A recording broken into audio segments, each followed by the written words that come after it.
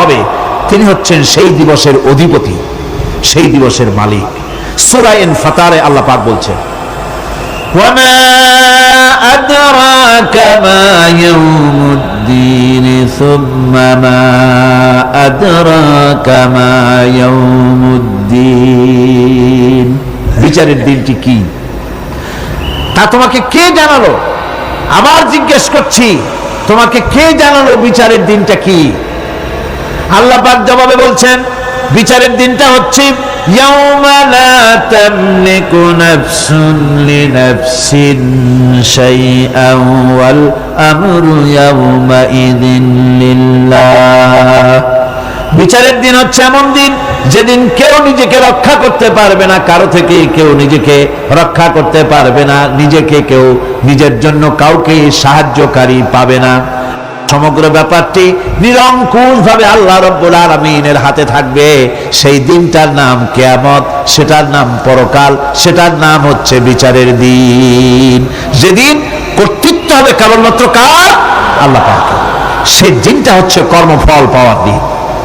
লাহা মা কাসাবাত ওয়া আলাইহা মাকতাসাবাত। প্রত্যেক মানুষই সেই উপার্জন অনুসারে সেখানে ফল পাবে। যেমন কর্ম তেমন ফল পাবে, ব্যক্তি হিসাবে পাবে, দল হিসাবে পাবে। তিলকা উম্মাতুন ক্বাদ খালাত লাহা মা কাসাবাত ওয়া লাকুম মা কাসাবতুম ওয়া লা তুসআলুনা আম্মা ইয়ামালুন। প্রত্যেক মানুষই তার উপার্জন অনুসারী ফল পাবে। যা সে পাবে তা নিজের উপার্জন ছাড়া আর কিছুই না, আর যে ফল পাবে সেটাও তার উপার্জন। সুতরাং কিয়ামতের দিন আল্লাহ মানুষের উপরে কোনো জুলুম করবেন না, অত্যাচার করবেন না। আল্লাহ পাক তো তার বান্দার জন্য জুলুমকারী নন, ঠিক কিনা? আল্লাহ পাক বলছেন, মান আমিলা সালিহান ফালিনাফসিহি ওয়া মান আসাআ ফাআলাইহা ওয়া মা রাব্বুকা বিযাল্লামিন লিল আবিদ। যে ব্যক্তি পূর্ণ কাজ করলো সে নিজের কাজে নিজের স্বার্থেই তা করলো। আমরা যে নামাজ পড়ি এটা কি আল্লাহর স্বার্থ? কথা কন, আল্লাহর স্বার্থ? সারা পৃথিবীর সমস্ত মানুষ যদি আল্লাহরে সেজদা দেয়, আল্লাহর ক্ষমতা আরো কিছু কালের জন্য বাড়বে নাকি? সমস্ত মানুষ যদি আল্লাহকে অস্বীকার করে, বিদ্রোহী ঘোষণা করে, বিদ্রোহ ঘোষণা করে, তাতে কি আল্লাহর ক্ষমতা শেষ হয়ে যাবে? নাউযুবিল্লাহি মিন যালিক। যেমন ছিলেন তেমনই থাকবেন। সুতরাং আমরা যা করি, আমরা নামাজ পড়ি নিজেদের জন্য, আল্লাহকে খুশি করার জন্য, কিন্তু কল্যাণটা আমার। কল্যাণটা কার? আমার। রোজা, হজ, যাকাত, তেলাওয়াত যা করি সব আল্লাহকে খুশি করার জন্য, কিন্তু স্বার্থ পুরাটাই আমার, আমার কল্যাণের জন্যই আমি করি। এবং আল্লাহ হচ্ছেন তিনি তোমাদের রব। ওমা রাব্বুকা বিযাল্লামিন লিল আবিদ।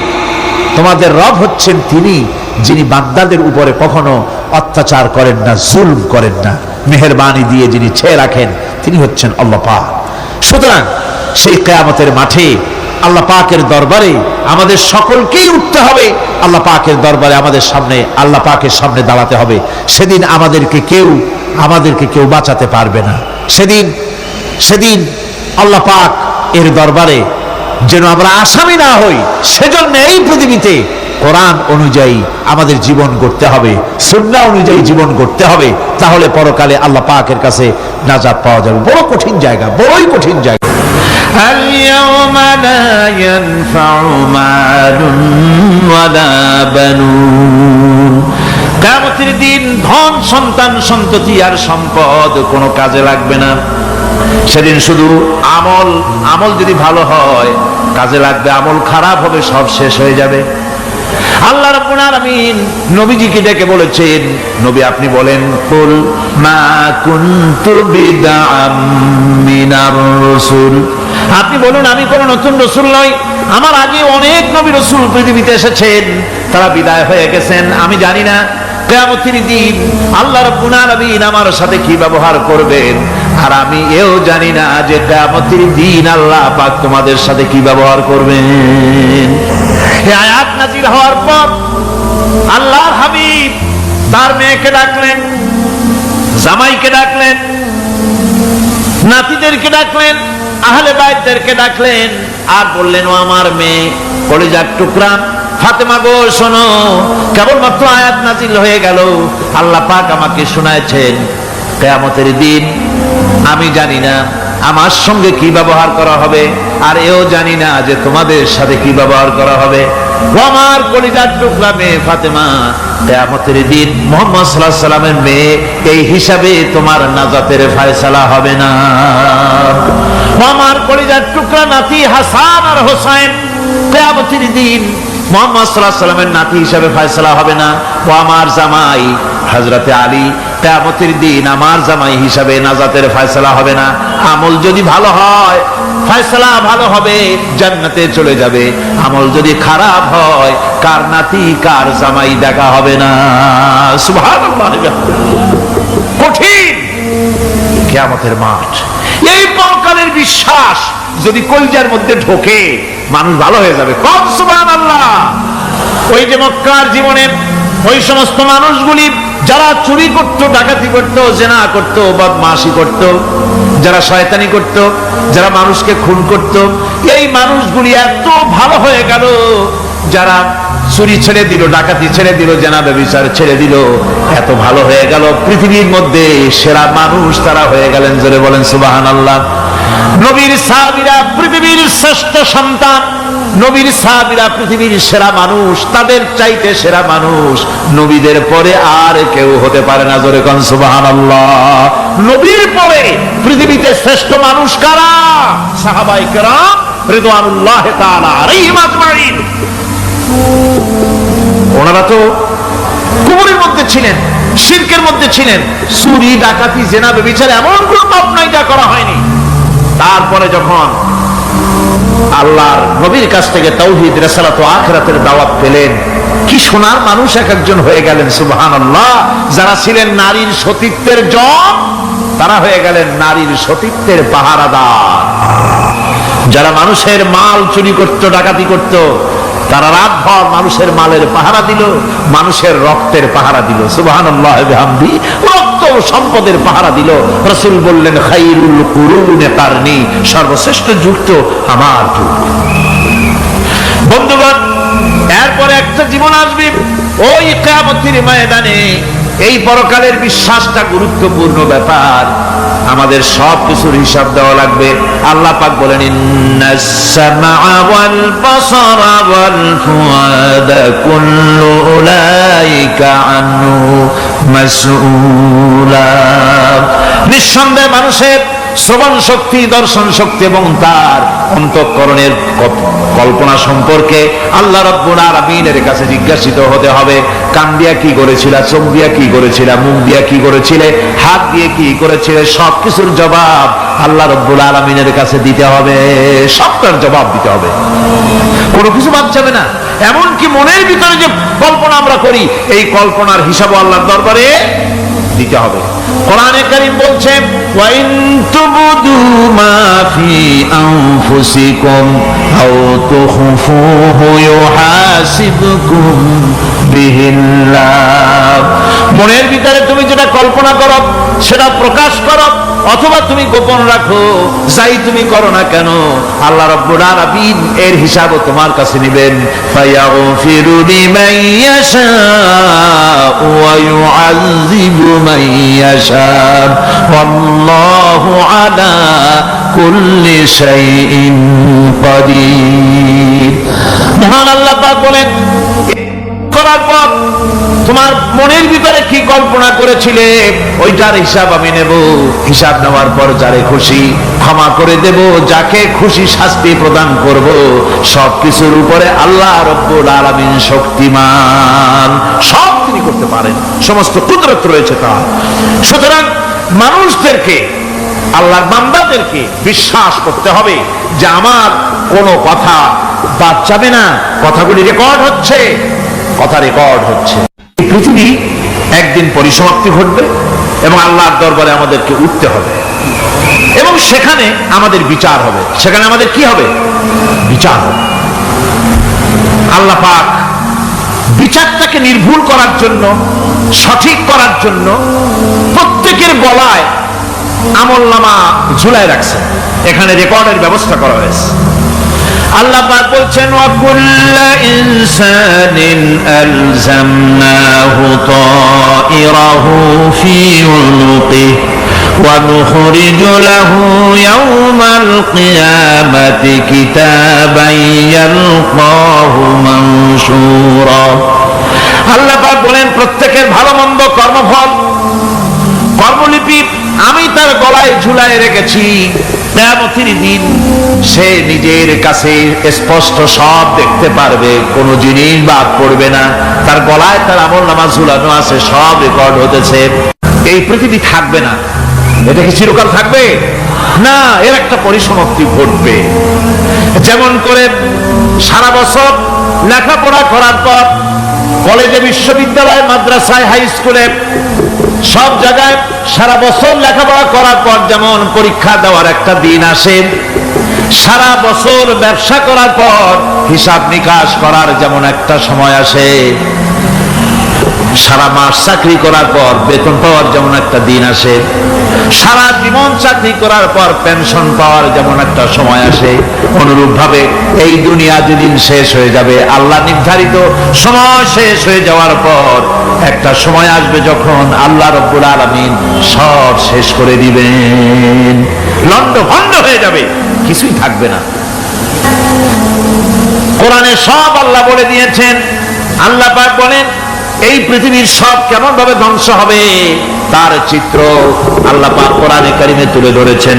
ইদাস সামাউ ফাতারাত ওয়া ইদাল কাওয়াকিবু তাসারাত ওয়া ইদাল বিহারু ফুজ্জিরাত ওয়া ইদাল কুবুরু বুসিরাত। যখন আকাশসমূহ দীর্ণ বিদীর্ণ হয়ে যাবে, তারকাগুলি বিক্ষিপ্ত হয়ে ছিটকে পড়বে, আর সমুদ্রগুলি উচ্ছ্বসিত হয়ে পড়বে, কবরগুলি সব তার ভেতরে যা আছে উদ্গীরণ করে দেবে, তারকাগুলি স্ফীত হয়ে যাবে। এরপরে সমস্ত আকাশগুলি কাতাইয়িস সিজিল্লিল কুতুব, কিতাবের পৃষ্ঠার মতো একটার পরে একটা ঠাস ঠাস করে পড়তে থাকবে, চূর্ণ বিচূর্ণ হয়ে ভেঙে চুরে একাকার হয়ে যাবে। পাহাড়গুলিকে উড়িয়ে দেওয়া হবে, চন্দ্র এবং সূর্য একাকার হয়ে যাবে। আল্লাহ রাব্বুল আলামিন বলেন ফাইদা বারিকাল বাসার ওয়া খাসাফাল কমার ওয়া জুমিআশ শামসু ওয়াল কমার। চক্ষু যখন বিস্ফারিত হয়ে যাবে, চাঁদ যখন তার আলো হারিয়ে ফেলবে, সূর্য যখন তার আলো হারিয়ে ফেলবে, চাঁদ আর সূর্য সব একাকার হয়ে যাবে, সেই সময় অবস্থাটা কি চিন্তা করো। মানুষ হয়রান হয়ে দৌড়াদৌড়ি করবে। وحملت الأرض والجبال فدكتا دكة واحدة। জমিন এবং পাহাড়গুলির মধ্যে আল্লাহ রাব্বুল আলামিন সংঘর্ষ বাঁধিয়ে দিবেন, পাহাড়গুলি ভেঙে চুরে টুকরা টুকরা হয়ে যাবে, পাহাড়গুলি উঁচু করে জমিনের উপরে আছাড় মেরে আল্লাহ রাব্বুল আলামিন ভেঙে চুরে চুরমার করে দিবেন। সুবহানাল্লাহ। ওয়াতাকুনুল জিবালু কালইহনিল মানফুশ, পাহাড়গুলো পেঁজা ধোনা তুলার মতো করে উড়িয়ে দেওয়া হবে, পাহাড় উড়ে যাবে। এই দুনিয়ায় ফাঁকিবাজি করে বহুত কিছু করা যায়, কিন্তু কিয়ামতের মাঠে এগুলি কিছুই চলবে না। আল-ইয়াওমা লা ইয়ানফাউ মালুন ওয়ালা বানুন। কিয়ামতের দিন ধন, সন্তান, সন্ততি আর সম্পদ কোনো কাজে লাগবে না। সেদিন শুধু আমল যদি ভালো হয় কাজে লাগবে, আমল খারাপ হবে সব শেষ হয়ে যাবে।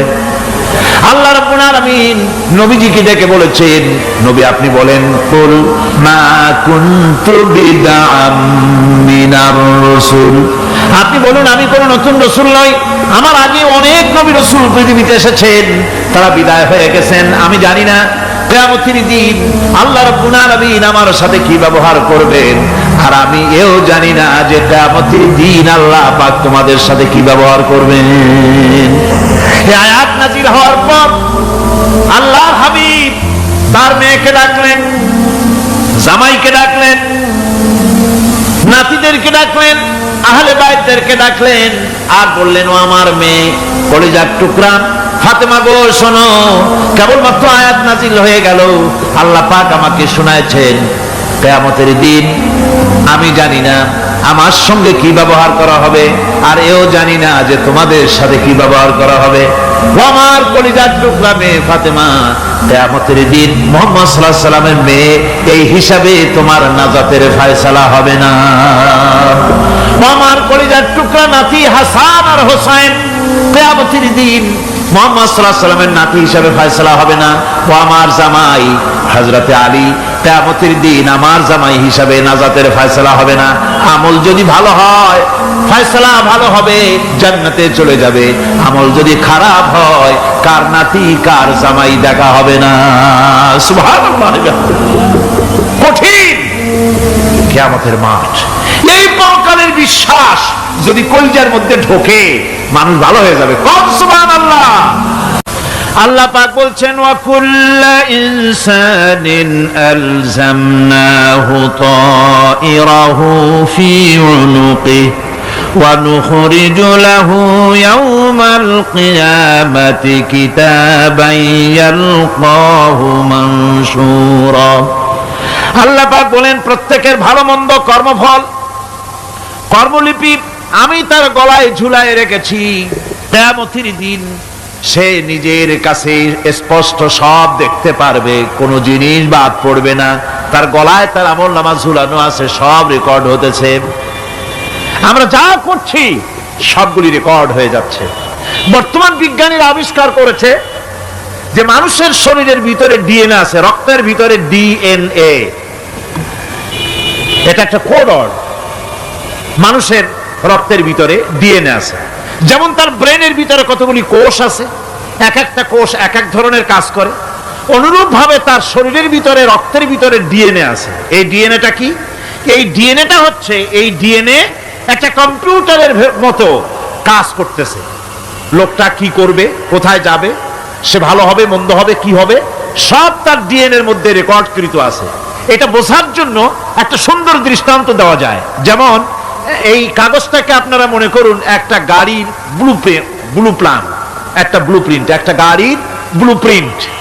এখানে লেখা আছে গাড়ি কিভাবে তৈরি হবে। এই কাগজটা নিয়ে ঘরের মধ্যে রেখে দিলেন।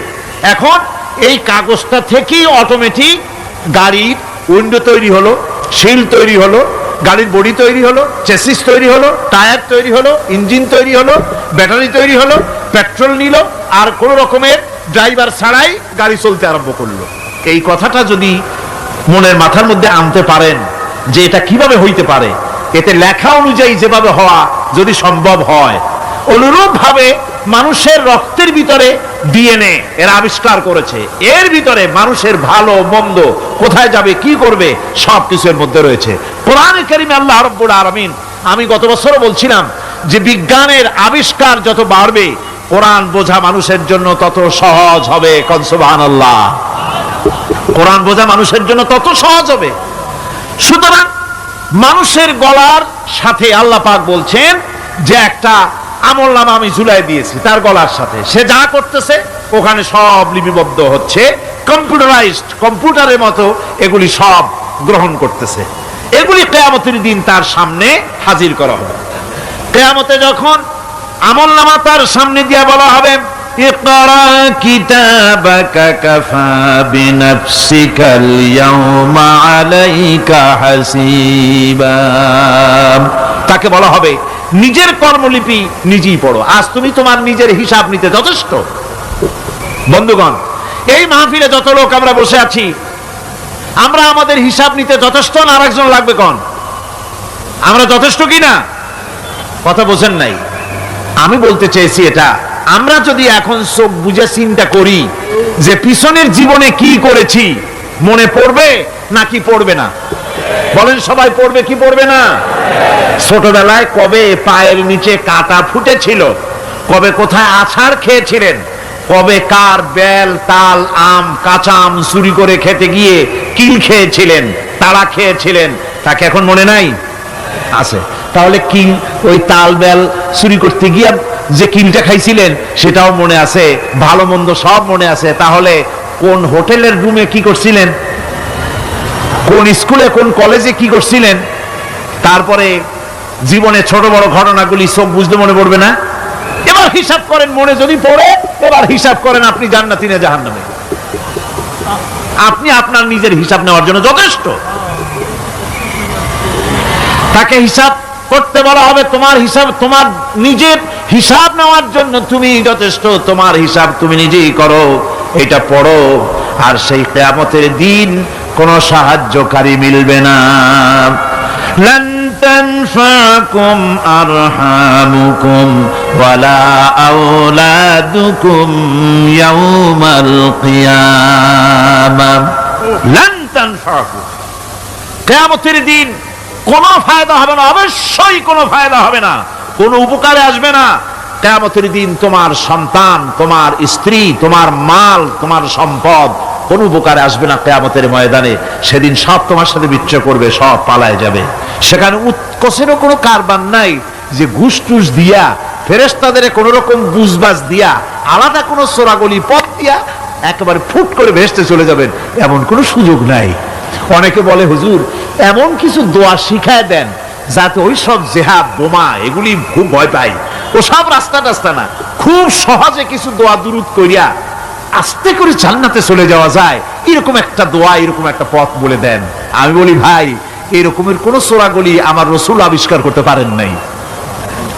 আল্লাহর পয়গম্বরের ওই ধরনের কোন পথ আবিষ্কার করতে পারেন নাই। সেখানে কিয়ামতের দিন কাউকে উৎকোষ গ্রহণ করার কেউ নাই, উৎকোষ দেওয়া যাবে না। আর উৎকোষ দিবি নেবা কি, আপনার কাছে কিছু নাইও, থাকলেও নেওয়ার কেউ নাই। এই দুনিয়ায় ফাঁকিবাজি করে বহুত কিছু করা যায়, কিন্তু কিয়ামতের মাঠে এগুলি কিছুই চলবে না। اليوم لا ينفع مال ولا بنون। কিয়ামতের দিন ধন, সন্তান, সন্ততি আর সম্পদ কোনো কাজে লাগবে না। সেদিন শুধু আমল, আমল যদি ভালো হয় কাজে লাগবে, আমল খারাপ হবে সব শেষ হয়ে যাবে। রব্বুল আলামিন বলেন, মা ইয়ালফিযু মিন কাওলিন ইল্লা লাদাইহি রাকীবুন আতীদ। সমস্ত কথা রেকর্ড হচ্ছে, সুবহানাল্লাহ কোন জোরে। সমস্ত কথা রেকর্ড হচ্ছে, একটা কথা বাদ যাবে না। মুখ আছে বলেই কথা বলবেন তা না, হিসাব করে কথা বলতে হবে। গীবত গাওয়া যাবে না, মিথ্যা কথা বলা যাবে না, মিথ্যা ওয়াদা করা যাবে না। মিথ্যা ওয়াদার তো মৌসুম এসে গেছে, কি কোন বোঝেন কথা?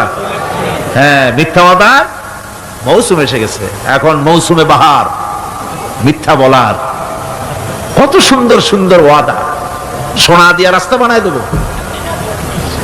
অভুক্ত মানুষদের বলা হয় না খাইয়ে মরবেন না, কিন্তু কি খেয়ে মরবে তাও কয় না।